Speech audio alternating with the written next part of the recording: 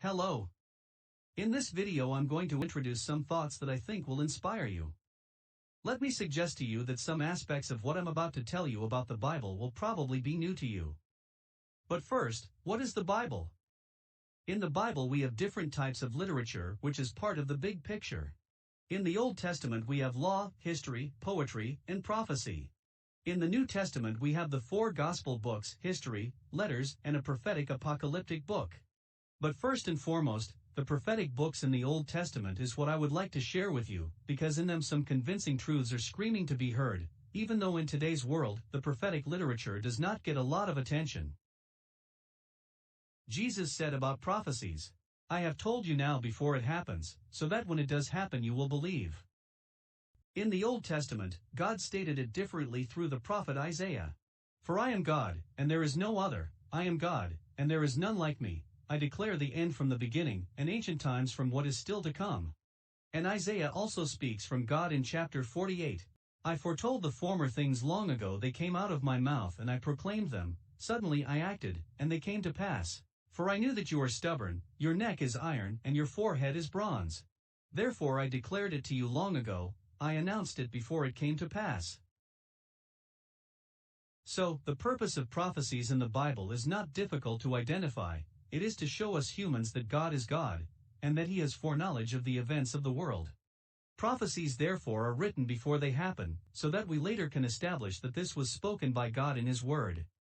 But many people have claimed to speak from God, and in Deuteronomy chapter 18 verse 21 to 22 it says, "You may ask in your heart, how can we recognize a message that the Lord has not spoken?" When a prophet speaks in the name of the Lord, and the message does not come to pass or come true, that is a message the Lord has not spoken. The prophet has spoken presumptuously. Do not be afraid of him. The dating of the books of the Bible are well established, and we know that 400 years passed from the latest prophecies in the Old Testament until the time of the New Testament. And let us also keep in mind the verses in Galatians in the New Testament, chapter 4, verses 4 to 5. "But when the fullness of the time had come, God sent forth His Son, born of a woman, born under the law, to redeem those who were under the law, that we might receive the adoption as sons." So while we look at these prophecies, remember that Jesus wasn't just supposed to show up at a random time in history. Instead, He was supposed to show up at the fullness of time, or in other words, at an exact timing. Let me cite Josh McDowell. Think of your home address. If someone wants to send you a letter, then this letter will reach you if they have your address correct. And this is despite the fact that there are around 8 billion people in the world today. God has written an address of who the Messiah is. We read in Peter's first letter, chapter 1, verses 10 to 12, concerning this salvation, the prophets who foretold the grace to come to you, searched and investigated carefully, trying to determine the time and setting, to which the Spirit of Christ in them was pointing, when He predicted the sufferings of Christ and the glories to follow. It was revealed to them that they were not serving themselves, but you, when they foretold the things now announced, by those who preached the gospel to you by the Holy Spirit sent from heaven. Even angels long to look into these things. The prophets, therefore, were pointing to the future, when they prophesied about the Messiah. And we don't always seem to be alert of these things, and it is interesting that even the disciples didn't get it at first either. I love to read about the trip from Jerusalem to Emmaus in the end of the Gospel of Luke, because they were sad about the things that had happened during that Passover in 32 AD, and as they were walking, suddenly Jesus shows up right there between them. And it is difficult to attend His funeral, and then suddenly seeing Him walking between them, and they don't recognize Him. And He asks them, "What are you discussing so intently as you walk along?" And this is Easter morning, and they are sad even though the tomb is empty, and they already know about it. Are you the only visitor to Jerusalem who does not know the things that have happened there in recent days? He asked them, "What things?" The events involving Jesus of Nazareth.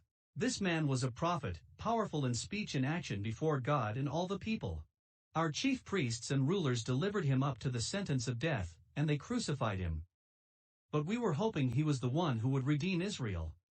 And besides all this, it is the 3rd day since these things took place. In other words, they had their own idea of who Jesus was, and how He was supposed to be the Messiah, and the reason why He came. But in verse 25 then Jesus said to them, "O foolish ones, how slow are your hearts to believe all that the prophets have spoken? Was it not necessary for the Christ to suffer these things and then to enter his glory? And beginning with Moses and all the prophets, he explained to them what was written in all the scriptures about himself. Luke 24, verses 25 to 27. I do not intend to retell the Bible study that Jesus had with these men, but Jesus then says to his disciples at the end of Luke's Gospel, "These are the words I spoke to you while I was still with you. Everything must be fulfilled that is written about me in the law of Moses, the prophets, and the Psalms." Then he opened their minds to understand the scriptures. Nowadays, we have lots of tools. We have free access to lots and lots of Bible translations. We can see maps of the world, not just of today's borders, but also how the world looked in ancient times. We have genealogies, history of kingdoms, timelines of ancient kings, when they conquered or lost their kingdoms, etc. In other words, we have the possibility to see things from historical perspectives, which is something that is unique to the information age of our time. Therefore, let's try to unpack some of these prophecies of Jesus, considering what we know today. Let's start in Genesis, chapter 3 verse 15, "And I will put enmity between thee and the woman, and between thy seed and her seed. It shall bruise thy head, and thou shalt bruise his heel." This is the first indication of the Bible, on its very first pages, that Jesus was to be born of a virgin. Most of this section is from a speech by Josh McDowell, and he says it like this: "My son shall be of the seed of a woman." The same thing is recorded in Isaiah chapter 7, verse 14, "Behold, a virgin shall conceive, and bear a son, and shall call his name Emmanuel."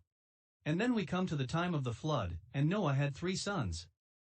And God narrows it down by saying that my son shall be of the seed of the woman, and from the lineage of Shem. Now Shem had many descendants, and God chooses one of them when he says that my son shall be of the seed of the woman, and from the lineage of Shem, and the descendant of Abraham who he brought out of Ur of the Chaldees. And then God narrows it down again and again from Abraham and onwards, so that we end up with a list of over 300 prophecies about who the Messiah is. A short paraphrased version would be the following: "My son shall be of the seed of the woman, and from the lineage of Shem, and the descendant of Abraham, and from the lineage of Isaac, and a descendant of Jacob, and the tribe of Judah, and from the roots of Jesse, and from the line of David, and that he shall be crucified, and he will be betrayed by a friend, for 30 pieces of silver, which will be thrown on the floor in the temple, and will be used to buy a potter's field, and this Messiah shall be born in a little town called Bethlehem Ephrathah, and all this will happen before the destruction of the temple." Now, when was the destruction of the temple? In the year 70, Romans came and utterly destroyed the temple, and the entire city of Jerusalem. But you could still say that this isn't specific enough. And to be more specific, we will have to get down to the details of Scripture, which we will do next. As I have already pointed out earlier, this section up to now has been taken from Josh McDowell's speech based on his book, Evidence That Demands a Verdict. But what I will illustrate next comes from a few other books. The Coming Prince, written by Sir Robert Anderson in 1894, Chronological Aspects of the Life of Christ, by Harold W. Hoehner in 1978, and Armageddon, Appointment with Destiny, by Grant R. Jeffrey in 1997. This part is from the time that Daniel lived, and in the year 606 BC Daniel was taken captive by Nebuchadnezzar, king of Babylon. And it was prophesied by Jeremiah that the captivity in Babylon was going to last for 70 years. And at this point in Daniel chapter 9, the captivity has lasted 67 to 68 years, and Daniel has recently been in the den of lions, and now he sits there, reading one of his contemporaries, Jeremiah, who recently had passed away. And now he realizes that Jeremiah has said that this was going to last for 70 years. So Daniel starts praying, which is recorded in verses 4 to 19. This is an amazing prayer. Daniel doesn't say, "Oh my God, my ancestors were so lame, and if only they'd listened then I wouldn't have been in this mess in Babylon." In fact, he does quite the opposite. He says, "We have sinned and done wrong. We have been wicked and have rebelled. We have turned away from your commands and laws. We have not listened to your servants the prophets, who spoke in your name to our kings, our princes, and our ancestors, and to all the people of the land." Daniel prays this, even though throughout the whole Bible, nothing bad is ever said about him. Yet he still regards himself as being amongst the people of Israel who are to blame for this. And then, while Daniel was still praying, the angel Gabriel came to answer his prayer. Let's read from verse 21 through 26. While I was still in prayer, Gabriel, the man I had seen in the earlier vision, came to me in swift flight about the time of the evening sacrifice. He instructed me and said to me, Daniel, I have now come to give you insight and understanding. As soon as you began to pray, a word went out, which I have come to tell you, for you are highly esteemed. Therefore, consider the word and understand the vision. 77s are decreed for your people and your holy city to finish transgression, to put an end to sin, to atone for wickedness, to bring in everlasting righteousness, to seal up vision and prophecy, and to anoint the most holy place. Know and understand this. From the time the word goes out to restore and rebuild Jerusalem until the Anointed One, the ruler, comes, there will be 7 sevens and 62 sevens. It will be rebuilt with streets and a trench, but in times of trouble. After the 62 sevens, the Anointed One will be put to death and will have nothing. The people of the ruler who will come will destroy the city and the sanctuary. The end will come like a flood, war will continue until the end, and desolations have been decreed. So, what is this prophecy about? It is about when Messiah was going to show up. And when would that be? From the time the word goes out to restore and rebuild Jerusalem, there were going to be 7 and 62 sevens. Some translations say weeks, but these are weeks of years, or periods of 7 years, according to most sources. But this means that we should be able to calculate this. But we must keep in mind that man hasn't always calculated a year as 365.25 days. And even today there are cultures that still use 360 days as the length of a year. Let's look at what calendar the Bible uses, by looking at the account of the flood, and in the book of Daniel, and the book of Revelation. In Genesis it states that 5 months equal 150 days, Genesis chapter 7 and 8, and in Daniel, elaborated in Mark 13, and in Revelation 11 and 12 that 1,260 days, 42 months, and 3.5 years refer to the same thing, that is 3.5 years, which is the same as 42 months, which is the same as 1,260 days. And this can only be true if we respect the calendar that was in use at the time that the Bible was written, and not use our Gregorian calendar, that was put into place in October in 1582. So, let's keep this in mind as we read Daniel 9, and we have seen the following. Some decree will go out to restore and rebuild Jerusalem. Then 7 sevens of years will pass, 7 times 7 is 49 years. Then 62 sevens of years will pass, 62 times 7 is 434 years, which is 483 years put together, and then the Messiah will come, and will be killed. So, let's test it out. God even is so omniscient, that he knew that people were going to calculate this, so he gave us a date on this. Let's look at the book of Nehemiah, chapter 2. Even though Nehemiah is earlier than Daniel in our Bible, the book is a later document, because the books in the Bible aren't necessarily ordered chronologically. The book of Daniel was written around 539 BC, while Nehemiah chapter 2 was written about in the month of Nisan in the 20th year of King Artaxerxes, which was approximately 445 BC. We know this from Encyclopedia Britannica. Let's do these calculations. The month of Nisan in the 20th year of Artaxerxes has been established in history to start March 14th in the year 445 BC, and we can use our Gregorian calendar and calculate from this date. Now, let's take this date, March 14th, 445 BC, and calculate the 483 years to days. 483 times 360 days is 173,880 days. This gives us the date April 6th of the year 32 AD. I realize that when we are looking at dates this far back in history, that we cannot be 100% dogmatic about this date. But there is no doubt that this date is quite accurate around the date that Jesus rides on a donkey into Jerusalem. And what is interesting is that Jesus did not allow himself to be proclaimed as the Messiah until this date. He keeps saying my hour has not yet come, but on this particular date he actually arranges it himself, as he sends his disciples to the village to get a donkey that no one has ridden on before.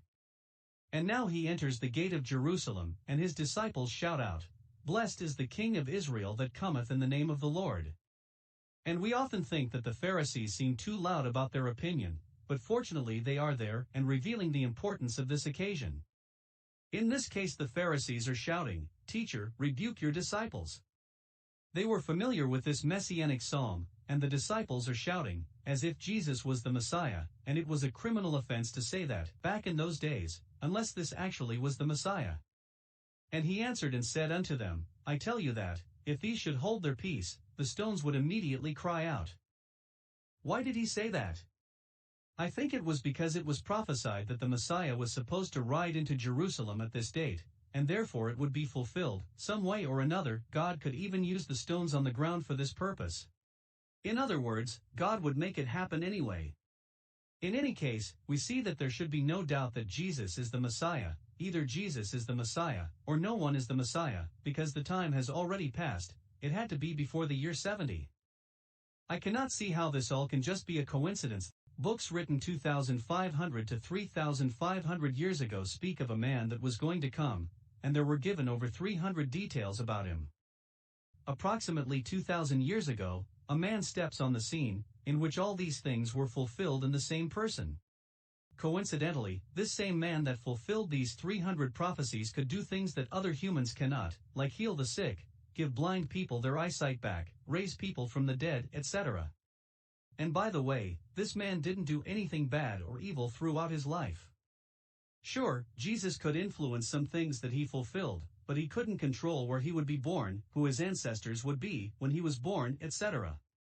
No, instead I believe that it is as God said through Isaiah, I am God, and there is none like me, declaring the end from the beginning, and from ancient times the things that are not yet done.